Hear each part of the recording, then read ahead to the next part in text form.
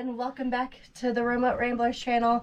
My name's Brandi, and if you don't know, my partner Ben and I are currently building this 2010 Bluebird Vision into our dream home. Today I want to do a little project with you guys. It's a project for our bus, but could also be an awesome DIY home project for any home you're currently living in. If you look here to my left, you will notice a monstrosity of a locker. You're right, it is quite ugly. And if you watched our video from last week in our tour, you will see that I really hate the current look of this locker, but I really, really love this locker. So we're gonna do a revamp today, and revamps are really important to us. So one of our goals with building this bus is to create a house out of as many reused materials as we possibly can. We're really passionate about taking materials that we can find for cheap or that other people are getting rid of and turning them into something beautiful. This locker is a whopping $10 locker that we found on Facebook Marketplace, but I hunted for weeks and weeks to find this one. If you get on Facebook Marketplace and type in lockers, you'll see a whole range of prices and styles, and you just have to choose one that works for you. But when I was looking for lockers, I was looking for a single one-piece unit that was big enough to hold our clothing. This one even has a built-in clothing rack, one that has a locking system, a built-in locking system.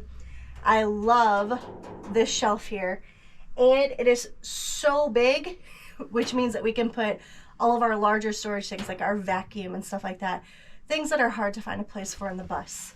So another reason why we went with a locker is because they're super durable. They are strong, they can take bumps and nicks, but also they don't weigh much. This piece is super, super light, which is ideal when you're trying to think about weight in a bus. So what do we do about this hideous locker? How do we make it look seamless in our dream home? Here's how. We are going to cut up the rest of our bed slats. We had bed slats that were a bit too long, and we had to cut them down, and we were left with pieces like this. So we're cutting our leftover bed slats into Jenga size pieces, and then we're painting those Jenga size pieces, 469 of them to be exact, in different colors. These colors are, I think we have like 13 different sample colors of colors that we had looked at for our cabinets, the outside of the bus, the walls. So we are repurposing these samples into Jenga colors. And then these Jenga colors will be added to the outside of the cabinet like this, but the whole front of it. And it's gonna create a sort of art. Another thing about living in a bus is that you don't really have a lot of space for art, right? There's not a lot of available wall space, so hanging up paintings or things like that just really isn't. There's some room, but there's not a lot of room. So creating functional art is really the way to go, and that's what we're going to try to do with this piece. So like I said, if you're building a bus, this could be a cheap, easy project to add some vavoom. But also if you just live in a home or an apartment, you have a piece that's so-so and you want to glam it up, this is a great project for you. So let's dive into the process. The first thing you need to do is gather the wood that you're going to be using for your wood art and start cutting. You can see here that we cut our pieces fairly small. If you want to save time and energy, maybe cut your pieces a bit bigger and get creative with how you cut them. We cut ours fairly standard between 1/2 inch and 1 inch pieces. Once all your pieces are cut, it's time to start sanding. And boy, does this take some time. We used a rougher grit sandpaper in order to get like the big splinters off. And then we used a finer sandpaper to get it exactly the way we wanted it. And for us, that was pretty smooth. Our pieces are cut, sanded, and now it's time to paint. We wasted a ton of time here, you guys.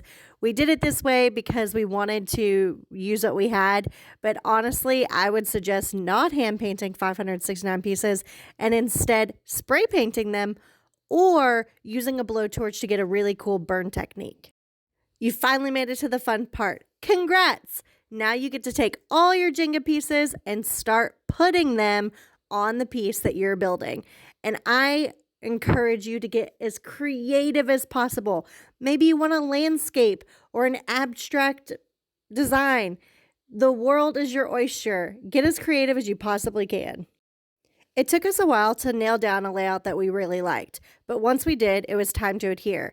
We personally use liquid nails because we were gluing from metal to wood, but if you're using a different medium, say plywood for a wall, then you would probably want to do liquid nails as well as an air gun.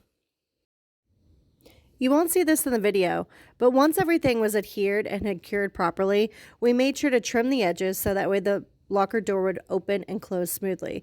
You may want to do this in your piece as well, just to give it a more uniform look. The time has come. After many hours of cutting, sanding, painting, sanding, gluing, repositioning, gluing, we're finally here. Are you ready? I think you're ready. Drum roll, please. Shabam!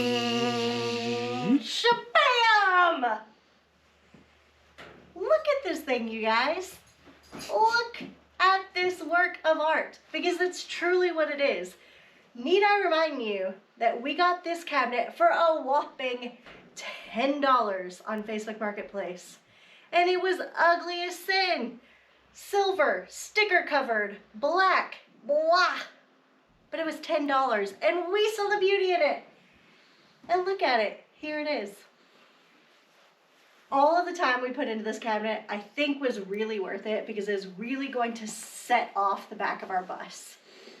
Now that you've seen it in its full glory, let's see the details. Thank you so much for being here and for taking the time to watch this video. Your support truly means the world to us. If you could take a second to like and subscribe, or maybe even share this video, we would really appreciate it. See you next Sunday.